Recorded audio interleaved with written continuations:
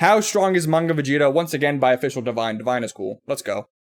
Let's put some respect on Vegeta's name here, bro. Manga Vegeta. Let's put some respect on Vegeta's name. Has name. many iterations, with the anime and manga being vastly different. But one thing that they come to an agreement on is that Vegeta's strength is ridiculous. With Vegeta Yeah, y'all being sleep. able to surpass Y'all sleep on Vegeta, bro. It's crazy. It's crazy. It's crazy how much disrespect Vegeta gets in the manga and the anime. And everybody talks about, oh, how strong. Can they beat Goku? Can they beat Goku? Well, guess what, bro? They probably can't even beat Vegeta. Probably not. As characters like Frieza, who has statements of being able to destroy the entire universe, surpassing Cell, who is stated to be able to destroy the entire solar system with a unidirectional blast, with solar systems in Dragon Ball being stated to be a galactic nebula composed of innumerable stars, transcending Buu, who is stated that he can destroy the entire universe in a poof, and now Vegeta needs to surpass the gods themselves. Beerus, the god of destruction, has awoken after 39 years, traveling throughout the universe in search for a being that will fulfill his premonition, a divine Saiyan, a Super Saiyan god. Beerus travels to King Kai's planet and fights against Vegeta's rival Kakarot as a Super Saiyan 3, and Beerus is able to defeat him in only 2 blows. But when royalty needs something done, he has to do it himself. Beerus travels to Earth and arrives in the presence of the king. But what is a king to a god?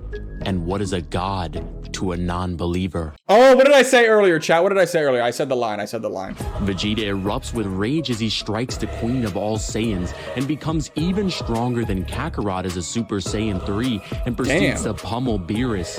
But he's called the god of destruction for a reason. Beerus defeats Vegeta with the only way for the prince to win is to become a god. Yeah, see, my boy Vegeta got, that's a Kanye lyric. It's also a Vegeta. Vegeta said it before Kanye, by the way. Just gotta let that be known. Vegeta said it before Kanye, so. The Z-Fighters summon Shenron and he tells them how to achieve divinity. 5 pure-hearted Saiyans must infuse their light into a 6th. All of the Saiyans put their power into the light and the darkness, and Kakarot becomes a Super Saiyan god. Kakarot is so powerful that his clashes with Beerus that was stated by Old Kai, who resides in the Kaioshin realm that exists outside of the universe, that their punches alone would destroy the entirety of Universe 7. The Universe 7 macrocosm is a collection He's just cooking right now. He's kind of just going through what we already know. Kanye is a Dragon Ball reference. True.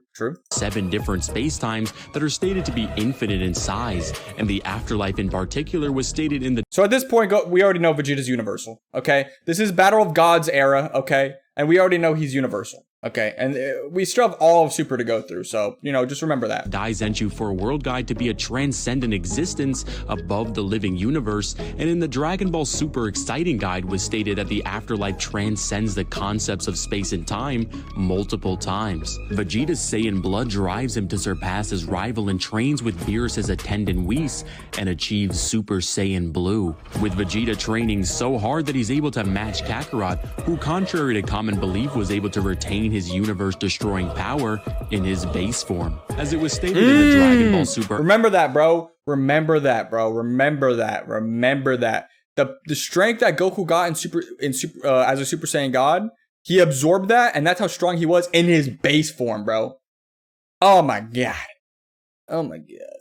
Anime comic that is canon to the manga that Super Saiyan Blue is achieved when a Saiyan with the power of a god goes Super Saiyan, and was even stated in the Moro arc of Dragon Ball Super that Dende couldn't restore base Kakarot's power because his ki has reached the level of a god, and now Vegeta as well has the power of a god in his base form. Vegeta now finds himself in a fight with the strongest beings in the multiverse and takes on the fighters of the 6th universe, and is now face to face with the hitman of Universe 6. Buu is stronger than Goku? Are you tripping? Goku's weight? It just depends on what version of Goku you're talking about. Having an interesting ability is he's able to time skip 0.2 of a second into the future, and it was revealed that Vegeta could have defeated him. However, the access energy output of Super Saiyan Blue only allowed him to use 10% of his power, meaning Vegeta can defeat warriors that can literally travel into the future using this new Super Saiyan Blue. Vegeta now finds himself in his son's future timeline and takes on the Saiyan copycat, the Supreme Kai of the 10th universe, Black. Vegeta has gotten so powerful. Right, that was a little racist. There's no need to call him Black because this man's not black. Completely. Buu claps Ultra Instinct Goku? Are you on drugs?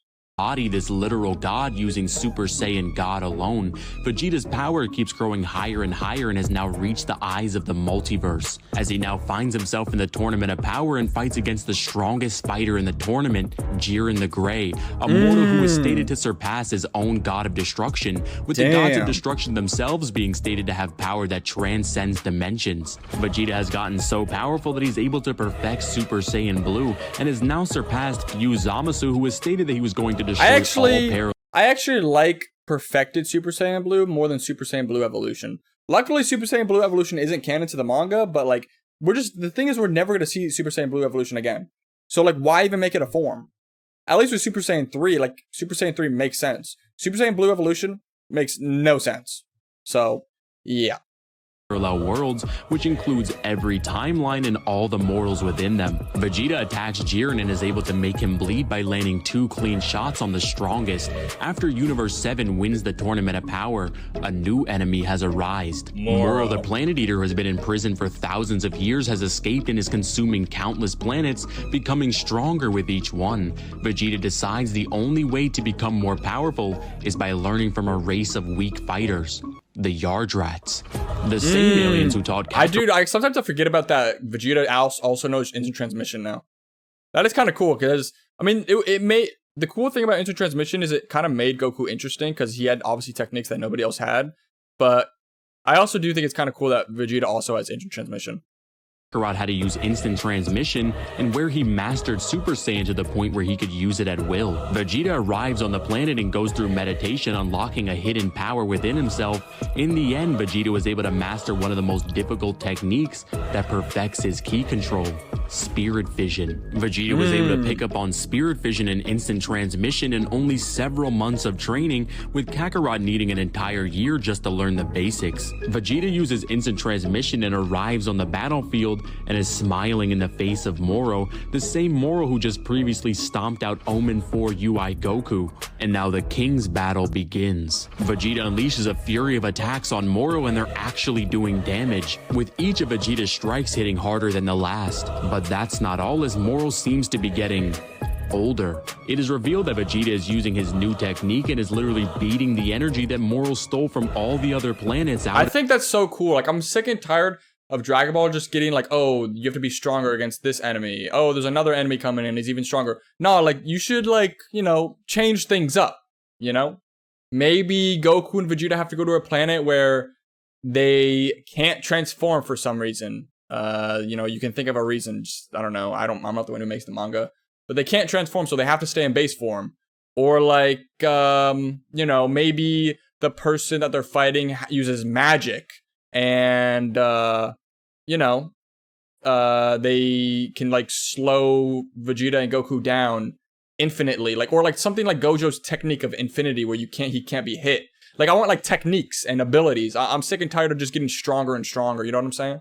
Of him. Vegeta reveals that he can literally break apart fusions and even separate the bond between Piccolo, Nail, and Kami. But I wonder how these new techniques will work against the strongest in the universe. Granola the Survivor, an alien who wished on the Dragon Balls to become the strongest being in the universe in exchange for his life, fighting and defeating Kakarot multiple times, as Kakarot even uses perfected Mastered Ultra Instinct. However, Granola is able to catch him off guard and defeats this low-tier angel. But now he's in a fight with the Prince of All Saiyans, who's made massive jumps and improvement, as Vegeta's been training with the God of Destruction Beerus to achieve something. Well, Vegeta fights against Granola in Super Saiyan Blue, telling him that he's only the strongest in the universe for a short amount of time, as Vegeta keeps getting stronger every single minute, with Granola deciding that he needs to end this before Vegeta truly does surpass him. But that's exactly what he wanted, as Vegeta coughs up blood from Granola's pinpoint strike.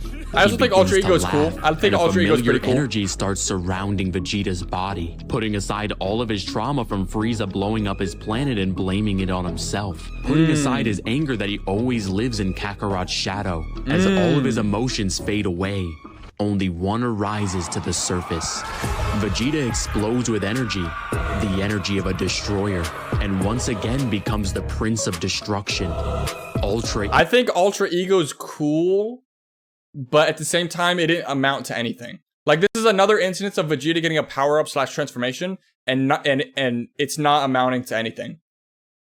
Like, Frieza just comes in and just mollywops him. Like, it doesn't really matter.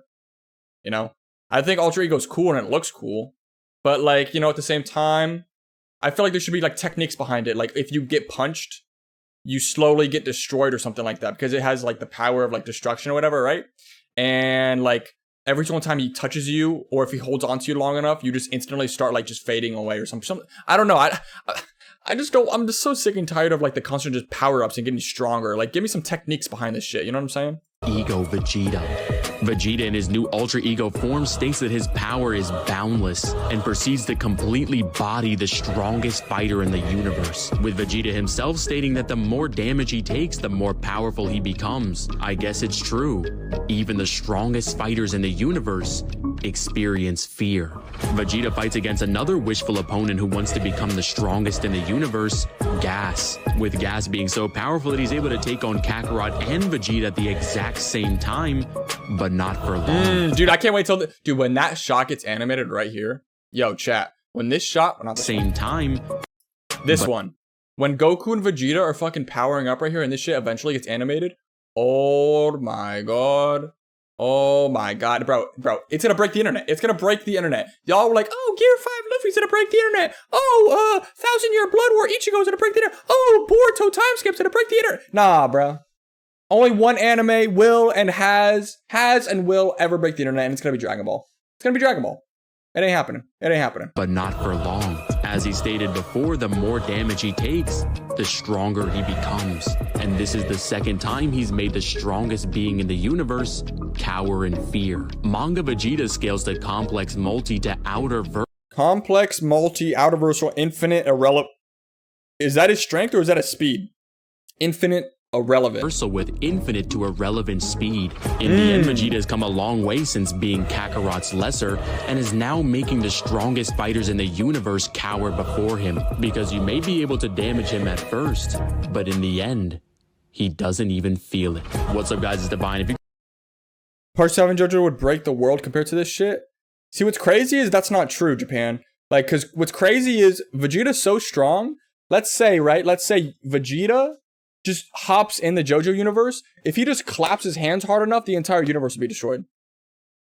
Like, that's how strong fucking these Dragon Ball characters are, bro. Like in the Super Saiyan God arc, Vegeta or Goku and Beerus were punching their fists. They were just like clashing their fists so hard, the universe almost broke.